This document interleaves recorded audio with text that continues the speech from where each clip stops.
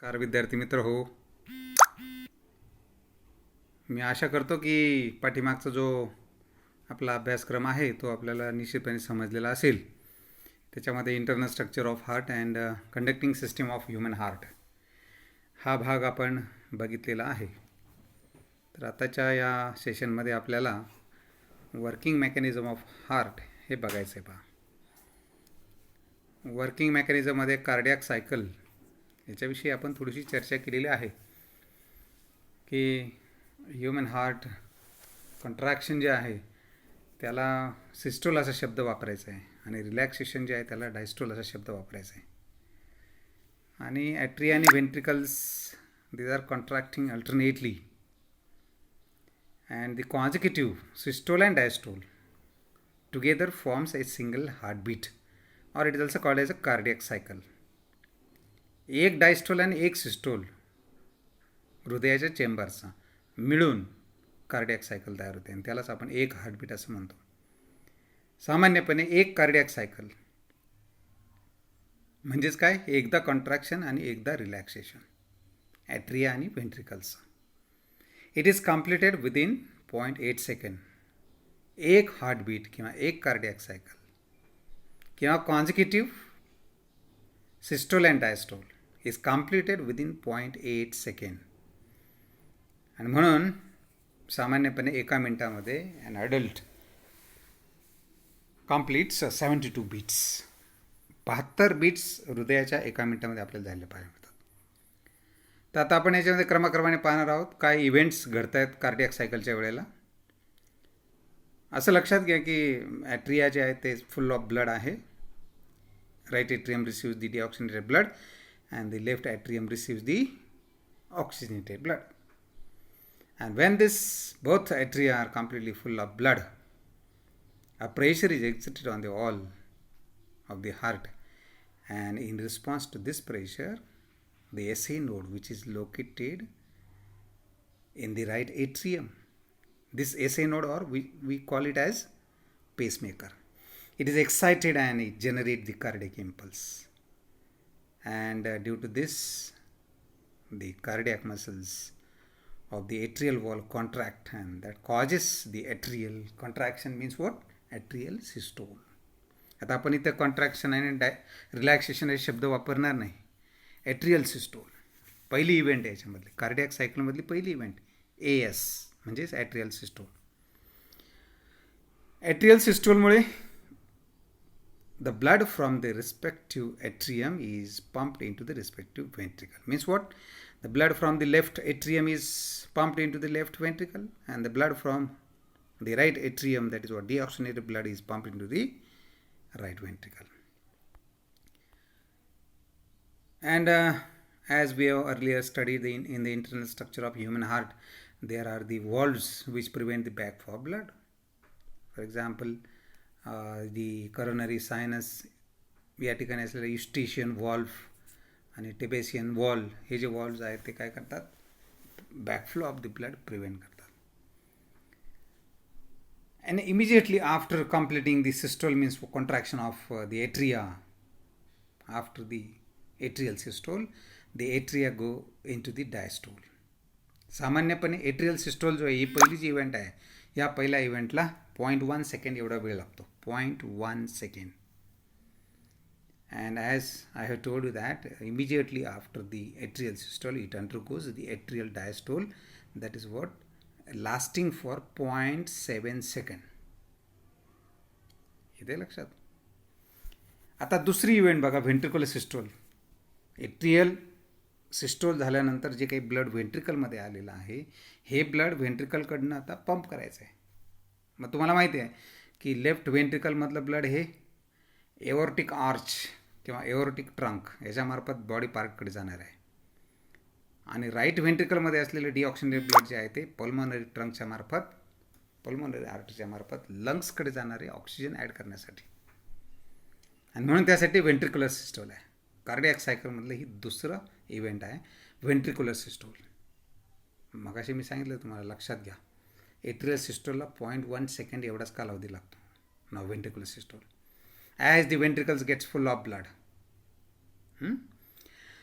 The impulse which started from the SA node now reaches up to the AV node.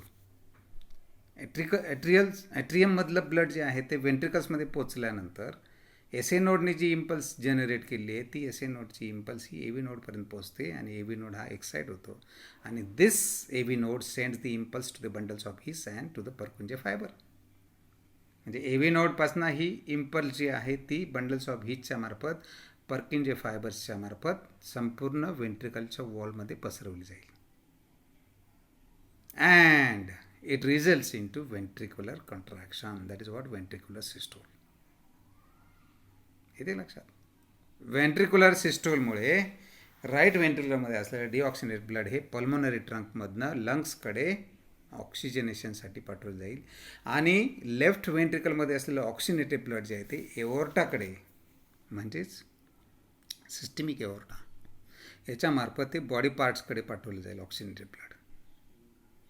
During this ventricular systole, the cuspid valve closes and both the atrioventricular apertures preventing the blood flow into the atria. म्हणजे दोन ॲट्रिया आणि वेंट्रिकल्सच्या मध्ये असलेलं opening म्हणजे right साईडला असलेला ट्रायकास्पिड wall आणि left साईडला असलेला बायकास्पिड वॉल हे दोन्ही काय होतील, बंद होतील की ज्याच्यामुळे ब्लड हे ॲट्रियामध्ये जाणार नाही परंतु ब्लड वेसलमध्ये जाईल. अँड दिस प्रोड्युसेस द लब साऊंड. या ठिकाणी लब साऊंड आपल्याला निर्माण झालेला पाहायला मिळतो. नॉर्मली डॉक्टर लोक जे स्टेथोस्कोप लावतात हृदयाच्या ठिकाणी आणि त्याची बिटिंग बघतात त्यावेळेला लब धब हे दोन साऊंड जे आहे ते महत्त्वाचे आहेत. ते रिदमिक तसा साऊंड यायला पाहिजे. असो, आपल्याला पुढचा भाग बघायचा आहे. आता हे नॉर्मल कंडिशनमध्ये ventricular systole it is lasting for 0.3 second. बघा, ॲट्रियल सिस्टोलचा वेळ आहे 0.1 सेकंड. वेंट्रिक्युलर सिस्टोलचा वेळ आहे 0.3 second. Isn't it?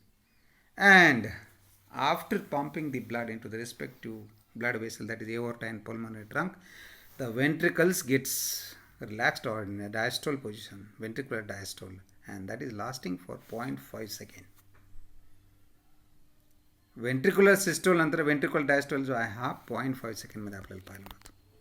During this ventricular diastole, the semilunar valves are closed and preventing the backflow of blood from the pulmonary trunk and systemic aorta into ventricles. And it produces the dub sound. Pulmonary trunk आणि systemic aorta याच्यामधलं जे blood आहे ते वेंट्रिकलमध्ये येऊ दिलं जात नाही परत. कशामुळे तर सेमिल्युनर वॉल्व्समुळे आणि it produces the dub sound. So you understood the atrial systole 0.1 second, ventricular systole 0.3 second, and the atrial diastole 0.7 second and ventricular systole 0.5 second. आता तुमच्या लक्षात येईल की या ठिकाणी आपल्याला जॉईंट डायस्टोल पाहायला मिळतं. हे बघा, ही जी इव्हेंट दिलेली आहे जवळजवळ 0.4 सेकंडची, त्यामध्ये आपल्याला जॉईंट डायस्टोल पाहायला मिळतात. ते ह्या डायग्राममध्ये जे शब्द दिसतात त्याच्यामध्ये AS म्हणजे ॲट्रियल सिस्टोल, VS म्हणजे वेंट्रिक्युलर सिस्टोल, AD म्हणजे ॲट्रियल डायस्टोल आणि VD म्हणजे वेंट्रिक्युलर डायस्टोल. आता इथे या ग्राफमध्ये पहा टाईम इन सेकंड दाखवलं आहे आपल्याला एक्स ॲक्सिसवरती, तर त्या ठिकाणी 0.8 सेकंडपर्यंत लक्ष द्या. इथे जर तुम्ही पाहिलं तर पहिली जी इव्हेंट आहे ही ॲट्रियल सिस्टोलमध्ये पहा 0 to 0.1 सेकंडपर्यंत ॲट्रियल सिस्टोल, आणि त्याच्यामुळे काय होईल, ब्लड इकडे वेंट्रिकल्समध्ये पंप होईल. ओके, ज्या वेळेला वेंट्रिकलमध्ये ब्लड असेल त्याच वेळेला काय होईल, एट्रिया डायस्टोलमध्ये जातील. येते एक लक्षात. And this atrial diastole last from 0.1 second to 0.7 second, 0.8 second म्हणजेच किती, 0.7 सेकंड. म्हणजे 0.1 सेकंडपर्यंत ब्लड पंप केलं वेंट्रिकल्समध्ये की लगेच एट्रिया काय होतील, डायस्टोलमध्ये जातील. तिथनं हे 0.8 सेकंडपर्यंत तुम्हाला मी सांगितलं की कार्डियाक सायकल ही 0.8 सेकंडची आहे, एक कार्डियाक सायकल. तर या पद्धतीने, आणि मग 0.1 सेकंड नंतर वेंट्रिकल्स जे आहेत ते वेंट्रिकल्स काय होते, सिस्टोलमध्ये जातील. And this will require 0.3 second. इथे या डायग्राममध्ये पहा 0.1, 0.2, 0.3, 0.4 म्हणजे किती आले हे 0.3 सेकंड्स, 0.1 to 0.4. या पिरियडमध्ये रेड बाणाने जे दाखवलं आहे त्या ठिकाणी वेंट्रिक्युलर सिस्टोल दिसते आपल्याला. Getting it. नाव व्हेंट्रिक्युलर सिस्टोलमुळे ब्लड हे पंप झालं आहे दी एओर्टामध्ये आणि पल्मोनरी ट्रंकमध्ये. Now the ventricles get in a diastole position. बघा इथे आपण मगाशी पाहिलं की हा जो एट्रियम आहे, हा एट्रियम पण डायस्टोलमध्ये आहे आणि व्हेंट्रिकलसुद्धा काय डायस्टोलमध्ये आहे. व्हेंट्रिकलचं डायस्टोल किती आहे? 0.4 to 0.8 सेकंड. ही डायग्राम नीट बघा, तुमच्या स्क्रीनवरती दिसते ती. आणि मग तुमच्या लक्षात येईल की जॉईंट डायस्टोल जो आहे तो 0.4 सेकंड्स आहे. So this way, this is what called as joint diastole. For about 0.4 seconds, both atria and ventricles are in a diastole position. When all the chambers of heart are in diastole position, this condition is called as joint diastole or complete diastole. And thus the duration of one cardiac cycle is 0.8 second. सामान्यपणे एका cardiac सायकलचं life हे time span आहे हा 0.8 सेकंडचा आहे. येते लक्षात. खूप सुंदर डायग्राम पहा, अगदी व्यवस्थित तुमच्या लक्षात येईल. आणि ह्या इव्हेंट जे आहे त्या इव्हेंट लक्षात घ्या. आपण स्टार्ट केली आहे एट्रियल सिस्टोलपासून, नंतर व्हेंट्रिक्युलर सिस्टोल. एट्रियल सिस्टोल नंतर एट्रियल डायस्टोल आहे, नंतर व्हेंट्रिक्युलर सिस्टोल आणि व्हेंट्रिक्युलर डायस्टोल. या 4 इव्हेंट महत्त्वाच्या लक्षात घ्यायचे. तुम्ही पाहिजे तर अशी आकृती वहीमध्ये काढा आणि त्याला नंबर द्या. पहिला आहे AS म्हणजे 1 आकडा टाका तिथे. ओके. त्यानंतर 2 नंबरला एट्रियल डायस्टोल 2 नंबर टाका. त्याच वेळेला 3 नंबर टाका व्हेंट्रिक्युलर सिस्टोल. त्याच वेळेला 4 नंबर, त्याच्यानंतर 4 नंबर टाका व्हेंट्रिक्युलर डायस्टोल. आणि व्हेंट्रिक्युलर डायस्टोल जी लिहिलं आहे त्याच्या खाली जॉईंट डायस्टोल जो दाखवला आहे आपल्याला 0.4 सेकंडचा, तर त्याला हेवी अंडरलाईन करा किंवा त्याला राऊंड करा असा व्यवस्थित, म्हणजे तुमच्या लक्षात येईल. So this what cardiac cycle. या पद्धतीने हे कार्डियक सायकल पूर्ण झालेलं आपल्याला पाहायला मिळतं. ओके. त्यानंतर इथे थोडीशी माहिती दिलेली आहे पहा. Regulation of cardiac activity. He red स्क्वेअरमध्ये जी दिलेली माहिती आहे, ही माहिती अत्यंत महत्त्वाची आहे की हे जरी आपण म्हटलं की हार्ट इज मायोजेनिक, हार्ट स्वतःचं वर्किंग जे आहे ते स्वतःच कंट्रोल करतं, म्हणून त्याला काय म्हणलेलं आहे, मायोजेनिक असं म्हणलेलं आहे. पण असं जरी असलं तरी हॉर्मोनल आणि नर्वस असे दोन्ही त्याच्यावरती नियंत्रण आहे. It is controlled by both the nervous system as well as the hormonal system. अलग लक्षात. आणि त्याच्यामध्ये तिसरा पार्ट जो आहे नर्वस सिस्टीमचा थर्ड पार्ट, म्हणजे एक ज्याला आपण काय म्हणतो ॲटोनॉमस नर्वस सिस्टीम, तिसरा part. Central nervous system, peripheral nervous system आणि ॲटोनॉमस नर्वस सिस्टीम. तर ॲटोनॉमस नर्वस सिस्टीममध्ये सिम्पॅथॅटिक नर्वस सिस्टीम जे आहे which works with the hormone which is called as epinephrine or neurotransmitter. Epinephrine as a neurotransmitter. It increases the rate of heartbeat during the emergency. आणि त्याच वेळेला ज्या वेळेला आपल्याला कळतं की इथे काय आता गडबडीचं काही कारण नाही, आपलं जे रेट हार्टबीटचं वाढलेलं आहे ते नॉर्मल करायचं असेल, तर त्यावेळेला पॅरासिम्पॅथेटिक नर्वस सिस्टीम काम करते. आणि ते parasympathetic nervous system acetyl choline नावाचं न्यूरोट्रान्समीटर रिलीज करते की ज्यामुळे रेट ऑफ हार्टबीट हा नॉर्मल येतो, सामान्य येतो. येते का लक्षात. तर या पद्धतीने आपल्याला हे लक्षात घेता येईल. काही आयन्स आणि हॉर्मोन्स आहेत, तर हे महत्त्वाचं काम करतात आणि हृदयाचं नियंत्रण करण्याचं काम करतात. तर यामध्ये concentration of potassium ion, calcium ion किंवा sodium ion has the major effect on the cardiac activity.